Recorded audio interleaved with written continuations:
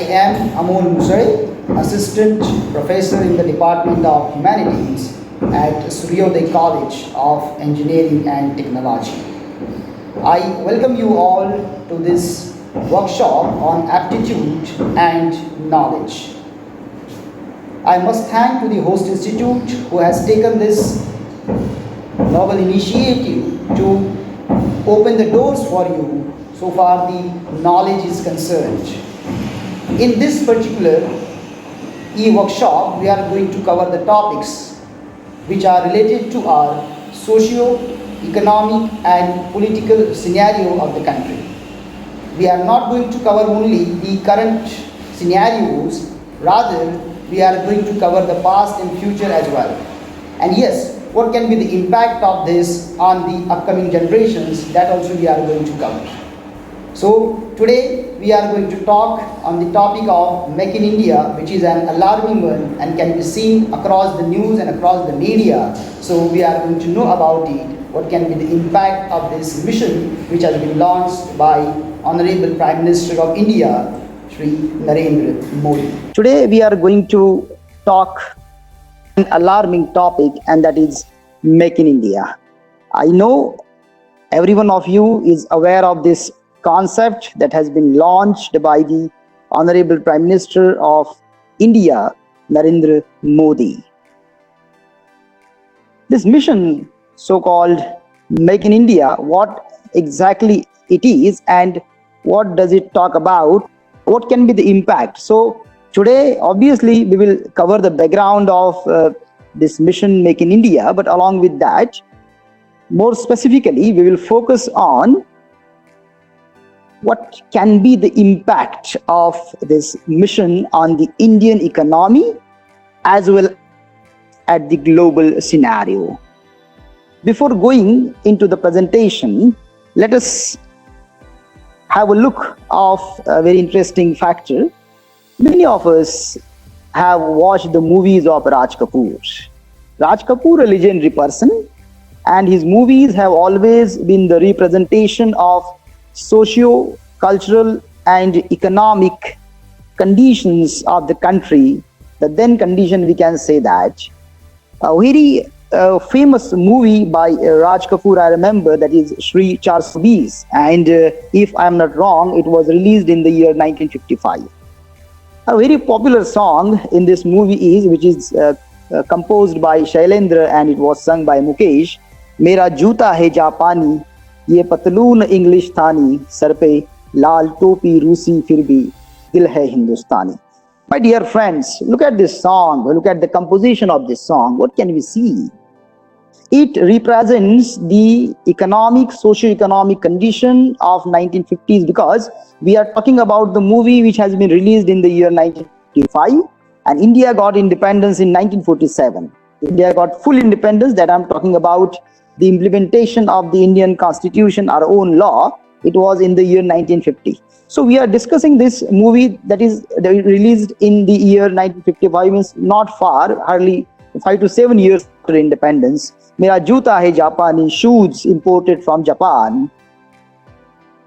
Ye Patloon English Thani, that means pantaloons, textiles imported from England, Great Britain. Sar pe Lal Topi Rusi, that means hats and caps, such accessories imported from Russia. Fir bhi dil hai Hindustani, but still we are Hindustani, we are Indians by heart. My dear friends, let me make a statement here. Such songs, such type of songs is not going to help our economy in the present scenario. We need to say that Mera Joota Hindustani, Ye Patloon Hindustani, Sar pe Lal Topi Hindustani, and of course Dil bhi Hindustani. This is the need of the hour, and this is what that this mission Make in India talks about. After independence, India decided to go after the agriculture-based economy. If we take the example of the developed nations, what basically they did, after being established in agriculture-based economy, then they moved to manufacturing-based economy, and after manufacturing-based economy, they went to service-based industry or service-based economy. Just like what America has done, what Russia has done, what Japan has done, and many countries in European and other continent countries have done. Even China also has done the same thing. Earlier, they were agriculture-based economy in the beginning. We are talking about some around 1950s, 1960s, more specifically 1970s. But after that, they went to manufacturing-based industry, and now they are moving to service-based industry. But in our case, something different we have done. From agriculture-based economy, we moved to service-based economy. We did not go to manufacturing-based economy. My dear friends, let me make a statement here. If India had chosen to go after manufacturing-based economy post-independence, today there would not have been possible made in Japan, made in Korea, made in Taiwan, and definitely no made in China. And yes, this was possible, but the reasons might be varied, that we did not go after the manufacturing-based economy. Rather, we decided to go after our traditional base, that is agriculture-based economy. Reasons might be varied behind that. It might be the major partition, and it was a great blow to the country, which was not decided by others, by us, with very small fraction, and by others by a larger fraction. It was decided. Anti-colonial feeling, that might be one of the reasons, or it might be a long history of struggle, or even it might be the lack of trust, because we live in slavery for more than 200 years. So it might be that lack of trust upon the other countries, because obviously it was British East India Company that came to India and ruled us. So obviously that fear always remained at our heart. Even when we talk about Make in India, some of my friends were discussing with me that we are inviting many companies to our country, and if the same thing happens as British East India Company did, they are coming to India, and once again, then their trade and their commerce get replaced with the rule. If they start ruling us, if they start controlling our market, if they start controlling our economy, as British East India Company did with us. But yes, definitely we will talk on that aspect also. So scenarios have changed now. My dear friends, China is a communist country, but still China could do it. China could become a global manufacturing hub today. So if China can do it, we are a democratic country. Why can't we? That also part we will discussing. So now, as we are talking about the China, you see, if we think about till 1970s, hardly 1,000 foreign companies were in China. But today that figure goes in so many, around lakh or more than that we can talk. How is this possible? This has been possible because of leadership qualities and strong willpower.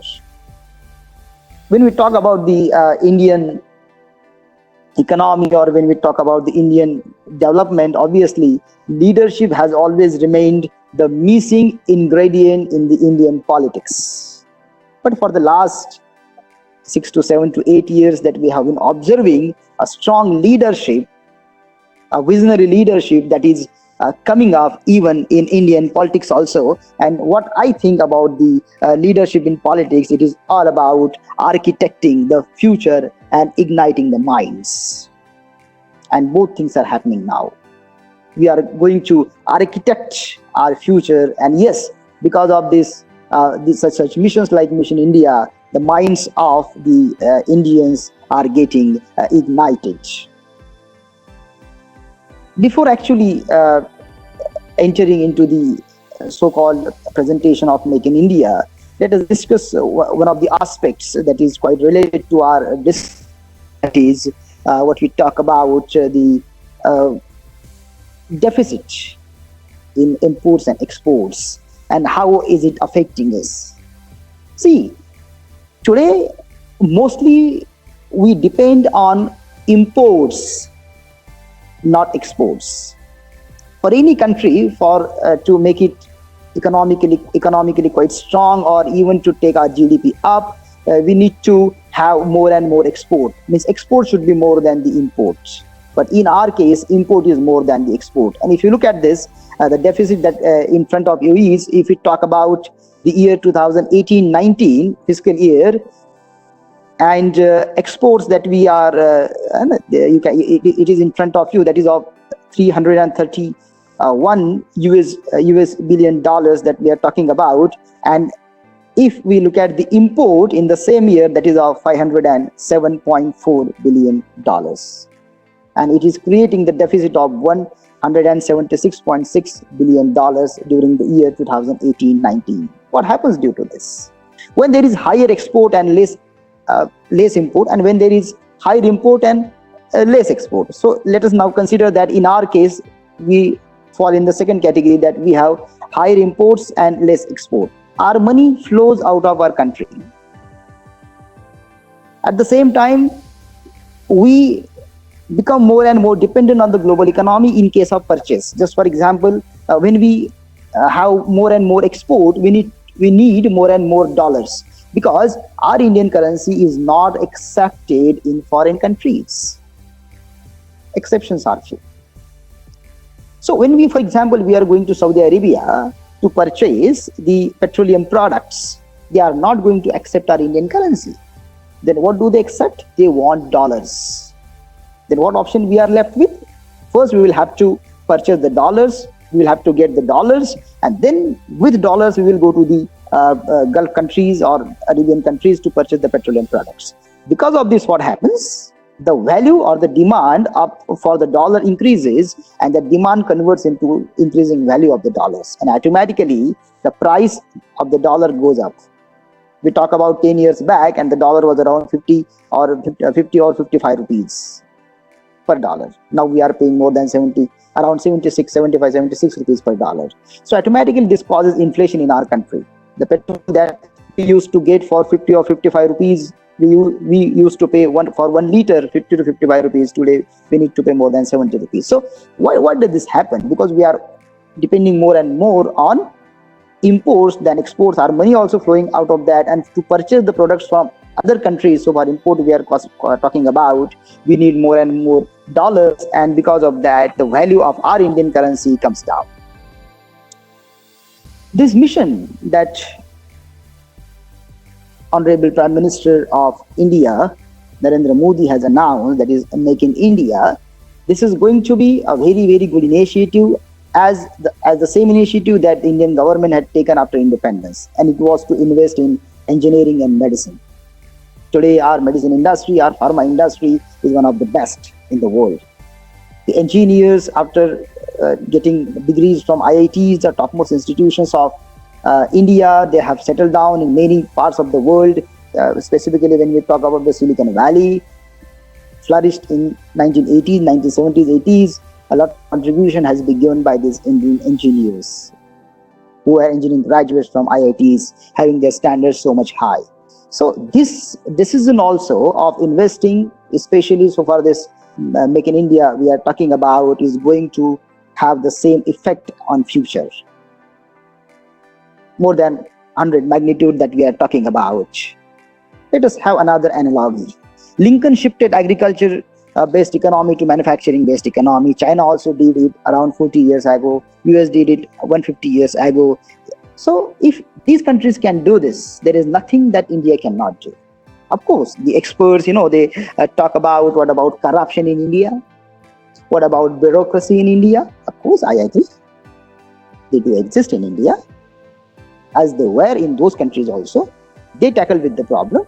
We will also try to tackle the problems. And yes, what can be the solution to tackle the problem of corruption? I will talk on this aspect also in the end of this lecture for a few minutes.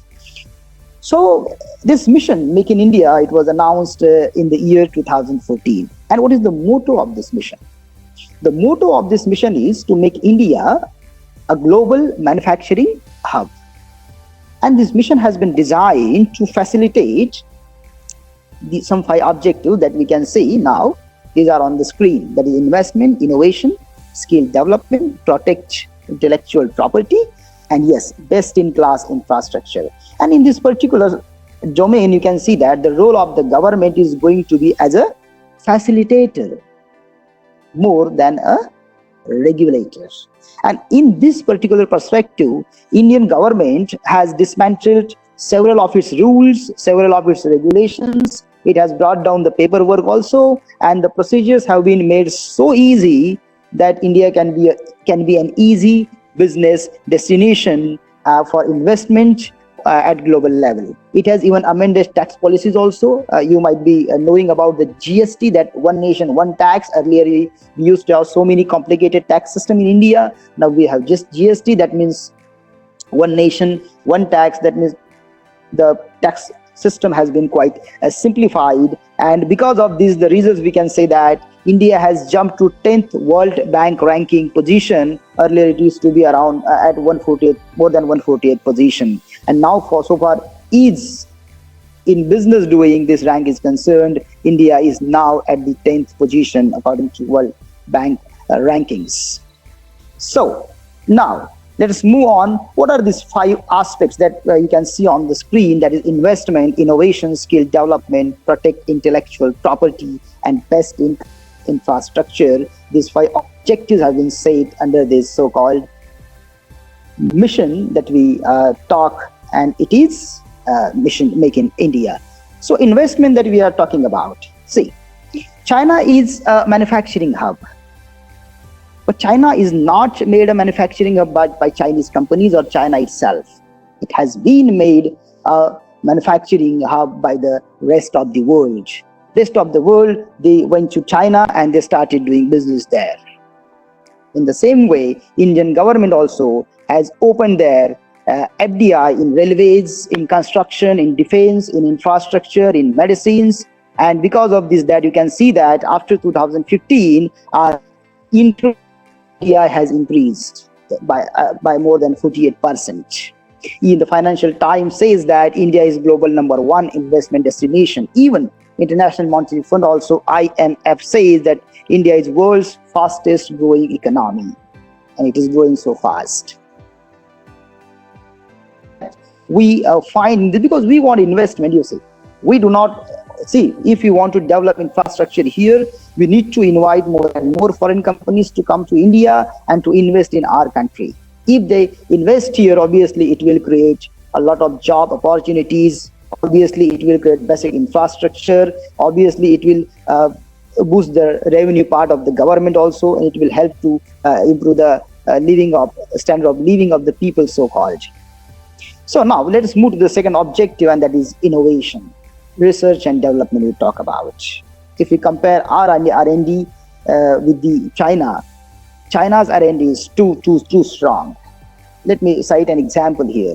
When we have Diwali celebration, the firecrackers come from China. The lightings, that series which we use to decorate our house, come from China. Even that photo of goddess Lakshmi which we worship at the day of Lakshmi Pujan, it also comes from China. When it is a holy celebration, colors come from China. Pichkaris come from China. Even those terrible sound making instruments that generally the boys use, horrible noises they produce, come from China. When it is Makar Sankranti, the kites come from China. The manja come from China. So you can think here that how strongly research and development that China is having on our country, on our culture, on our mentality, on our psychology. They do not produce what China's market wants. They produce what India's market wants. What we want, they produce. What the world wants, they produce. What Japan wants, they produce. What America wants, they produce. And that's why when they do the production, their products are easily sold out in the market. Even they have a strong study of Indian consumer psychology. I will not go into that particular detail, but that is also part of study, that is also part of discussion, that they know the Indian psychology very well, and accordingly they design the product and they sell in India. Very interesting thing that I would like to make a statement here, that Chinese love Indians, undoubtedly. Chinese love Indians, but most Indians do not trust Chinese. Many say that no, made in China product, no, it is not worthy product. Its life is quite short. It's not a quality product. And when we make this statement, we have made in China mobile phone in our pocket. So Obviously, we do not trust China, we do not trust Chinese products, still we purchase from China. You will not believe that around 70% electronic products come from China, either fully developed products or in spare parts. And this is not the case of electronics products only, in other cases, because I have cited some examples like Diwali celebration, Holi celebration, and Makar Pongal, Makar Sangre, what we call. We have discussed about that also. So even if you are not having trust, so such kind of great mismatch you will not find anywhere. Great mismatch. Why am I calling this? Because we do not trust Chinese, but still we are purchasing from them. We do not trust made in China products, but still we are purchasing from them. So such kind of mismatch, you see, is hardly seen in the world. Well, now let us move to the skill development. Indian government has taken a lot of steps now, so what the skill development part is concerned. And you see, even at high school level itself, they have introduced the technical courses. Such courses which will make the students, upcoming citizens of this country, technically too strong, technically so skilled that they will be able to be entrepreneurs, they will be able to be successful corporates, they will be able to get jobs easily in the company because they will be familiar with the machines and technology and all. So skill development, under this skill development mission, we can say that such courses have been introduced in universities, in schools and in colleges, and even some separate skill universities also have been established. Skill providing technical skill providing institutions also have been established by the government even at rural level also, and many schemes under MSME, that we call micro, small and others, etc. business in particular enterprises. So they are having many schemes under this particular institutions of the government, and they are providing funds to the rural area also, so that they can be developed. Now, protecting intellectual property, this is very, very important, because I have talked about that. If we look at the patents which are filed every year in India, hardly we have 1,000 quality patents filed every year. If we look at this, we take this figure to the Chinese, they have more than lakh. So there should be always scope, because as I have already discussed with you, that China always focuses on what world wants, and accordingly they design their products. And for that, obviously there should be a wider and easier scope for filing your patents, your inventions, your innovations. And even the government has taken step in this regard also. Now they have made a little bit easy, so that we can file our innovations, we can file our inventions and get the patents. And yes, obviously safety part also is there. It has been making so much strict nowadays. Now, best in class infrastructure that we are talking about. As I have told you earlier, that India was basically an agriculture based economy. From agriculture based economy, it moved to service based economy. And now from service-based economy, we are thinking of getting manufacturer-based economy. But if you look at the developed nations, the sequence is agriculture-based economy to manufacturing-based economy, and manufacturing-based economy to service-based economy. So when they enter into the service industries, they have infrastructure ready. But we lack this. And the reason behind that, as I have told you. So even government has decided to now build best in class infrastructure, and under this Make in India mission, the government has started constructing 100 smart cities, 50 million houses, industrial corridors, redeveloping 500 railway stations, 50 metros, power stations, national highways and expressways. We can see that metro project in India over the last in Nagpur Metro for the last 2 or 3 years. We can see that the construction is going on of the metro, Nagpur Metro. Samruddhi Mahamarg that connects Nagpur to Mumbai by expressway. This is also a part of this Make in India mission. So now, as I was talking about the FDI flow, you can see that in the year after being announced this particular Make in India mission, you can see that in 2015, 16, 17 and 17, 18, how this FDI inflow is increasing. In 1516, it was 55.5 US billion dollar we are talking about, but in 1718 it is 61.9. So this is the major impacts on that we can find on the FDI, because ultimately this what we're talking about, infrastructure development and all, it depends upon this foreign direct investment. More and more investment in India, and more quality infrastructure we can build, more and more we can have the enterprises and companies and all. So these are some 25 sectors identified by the government of India under this Make in India mission. I will not go in detail for each and every sector, but just I will bunches. So first we will talk about the agriculture. So agriculture products, it's a domestic consumed products in India particularly, because we have 135 crores of population, and mostly the agriculture products are consumed by us. So obviously there is a wider scope for innovation. If we can make this agriculture based industries manufacturing, that means if we attach or we supplement the machineries, the tools, and the manufacturing industry to the agriculture industry, obviously the agriculture industry will boost up. Because whenever we talk about the developed agriculture, so any developed agriculture is because it has been attached to the manufacturing industry. Let us take an example of Israel. So we need to bring manufacturing industries closer to this agriculture and quite in touch with, so that the agriculture industry can be boosted up. The second, we talk about railway. Railways alone cross around $1 trillion investment. It is the largest passenger railway that we are having in the world, and that's why there is a larger scope for developing the infrastructure, hospitality, and other facilities in railways. And that's why government has opened FDI in railways also, as I have told you earlier. Defense, it has the capacity. India has the capacity, because as I have talked with you that after independence, India has taken the decision to invest in engineering and medicine.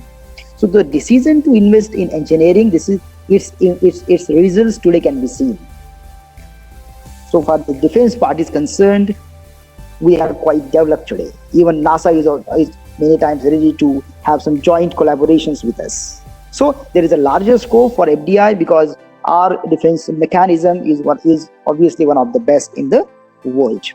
Electronics, as I have told you, electronics itself is a $1 trillion industry. But today what is happening, that I have told you that 70% alone electronics products we import from China. So just imagine that if we develop manufacturing industries so based on the electronics products in India itself, it will have a larger and a wider scope of development. Then aviation. China, the largest market for commercial aviation that we can see, but India is also a very large market. India is second largest textile market, so obviously there is also a larger scope. IT sector, it's a $400 billion market today. And yes, it has a larger scope also, because Digital India, that Indian government has launched this Mission Digital India, and yes, this has a wider scope perspective if you look at this IT sector. And yes, obviously we provide the IT products to the world, we provide IT labor to the world, and yes, we will talk about it also on some important topics. See, dear friends, countries make products. Japan's Sony branch make products, but not for Japan's market. Rather, it makes the products for American market. So what we exactly find here, production at one place and consumption at another place. This has been going to be the scenario in upcoming time.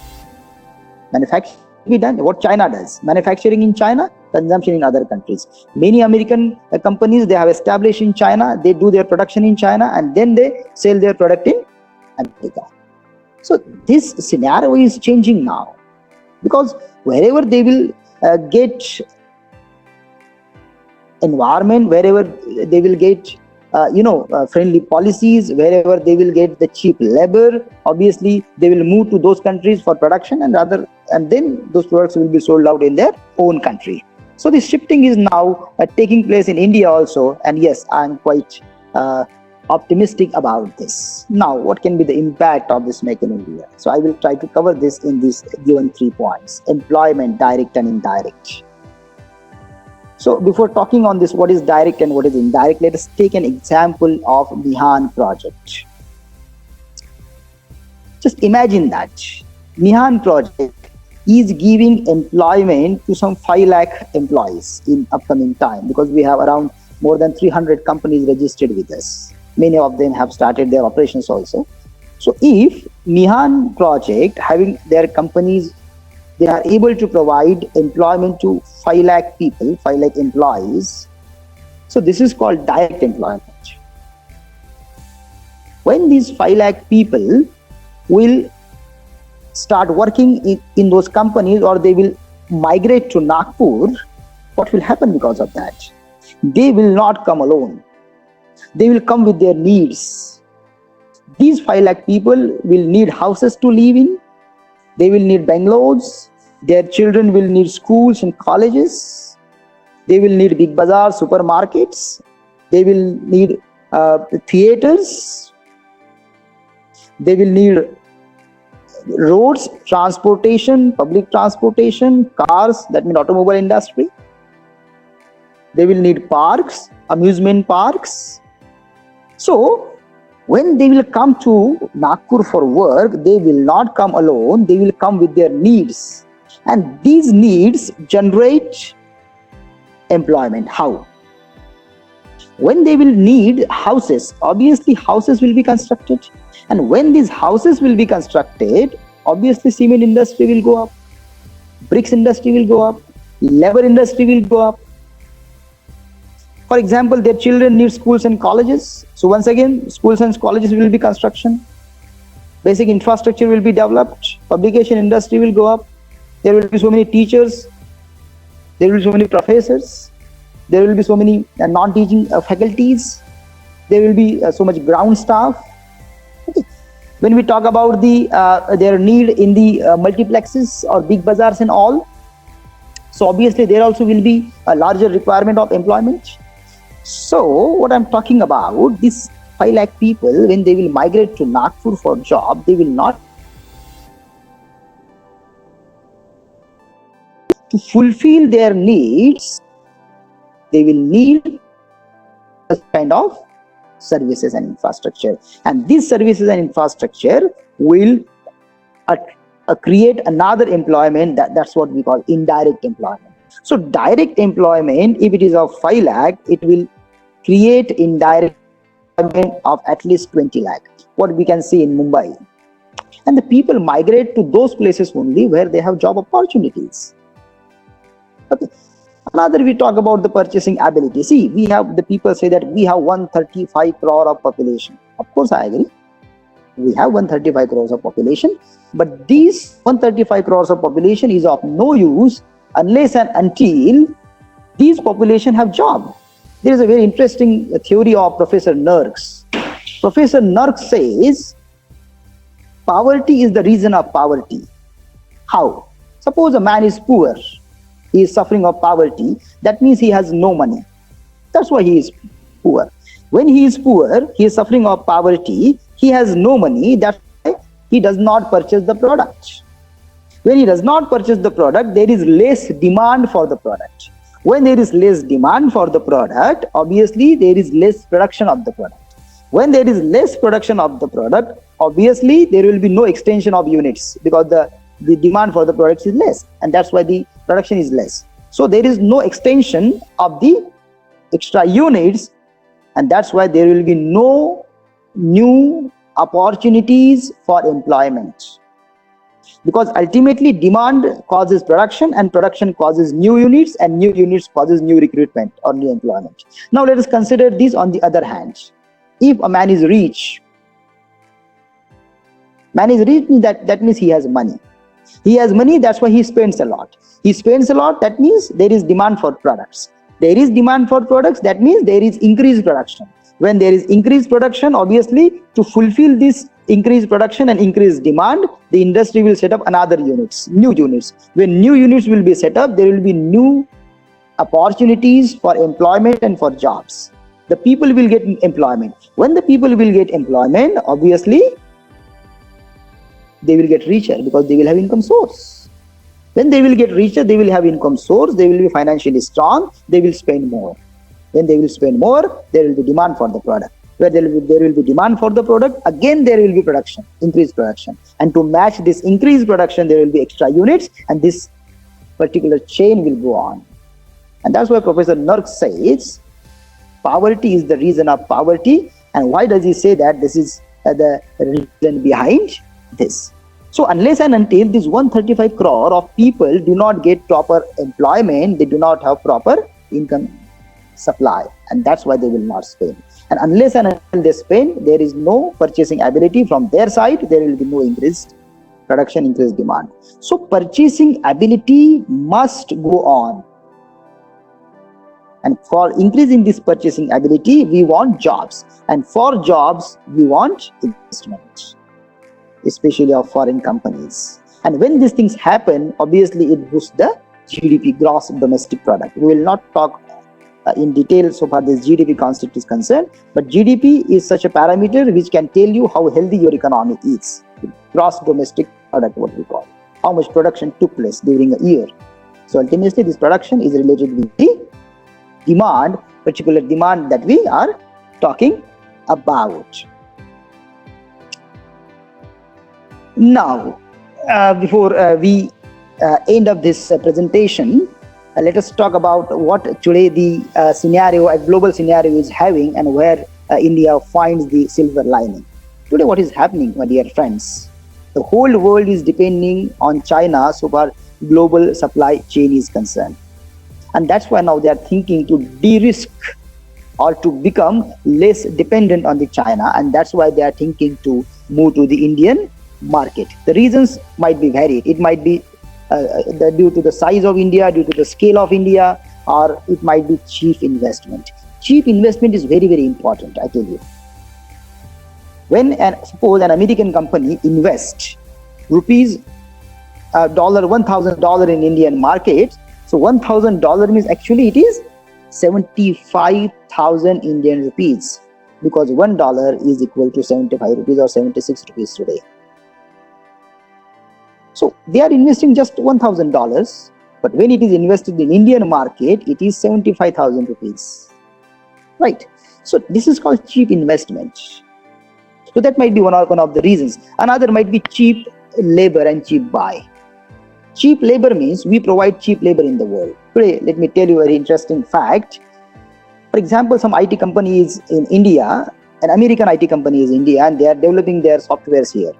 How much do they pay to a software engineer, a quality software engineer? 30 rupees per month to an average engineer, right? Or 40,000 rupees per month, or 50,000 rupees per month. Right. Suppose let us imagine that they are paying higher, that is 75,000 rupees per month to an Indian engineer. But exactly how much they are paying? $1,000. When they pay 75,000 rupees per month to an Indian engineer, they are actually paying in their currency only $1,000. And that's why we are considered to be providing the cheap labor to the world. Why it is cheap in terms of the Americans? Because of this dollars and Indian rupee, what ratio that we are finding. Because of this, when they get cheap labor in India, obviously the factors of production, obviously they are available, because even now the RBI also has brought down their repo rate, the loans which are provided. Even we have brought down our corporate tax. Even we are providing cheap labor, and because of these resources, automatically the product becomes cheaper. And when they sell out their product, they have larger scope for getting profit margin, because the product is produced at a very cheap rate or causing very cheap cost, we can say that, right? So cheap labor also might be one of the another reason. We can say that now Japan is an aging country. It is the oldest country in the world, we can say that. Even the other countries also going on the same path that we are talking about. Korea, even China also, in upcoming 25 years it will be the oldest country, means they will have aging population more in compared to the younger population. In India, the scenario is different. We have younger population more than the aged or old population. And my dear friends, let me tell you one thing. When aging comes in play, or aging becomes very important, Obviously, the industry automatically, by definition, becomes service-based industry. As today it is manufacturing-based industry, then it will become service-based industry when the population get aged or old. Just like, for example, healthcare is a service-based industry, wealth preservation is a service-based industry, even recreation is a service-based industry. So by definition, these things happens. And now because of this COVID-19 scenario, we can say that many American companies, many Japanese companies, many Korean companies, they are preferring India. So around 1,000 companies are willing to come to India and have their own setup here. 300 companies, I have heard that they have applied to the Indian government for that, and even it is in the process. One of the companies, I have heard that they have started working, having their product in process in Agra itself. It's a leather company, some world-renowned leather company. They have shifted from China to India. So the scenario you see quite, optimistic for India in upcoming time. Before I close, I will like to talk about some one of very important aspect. You see, after World War II,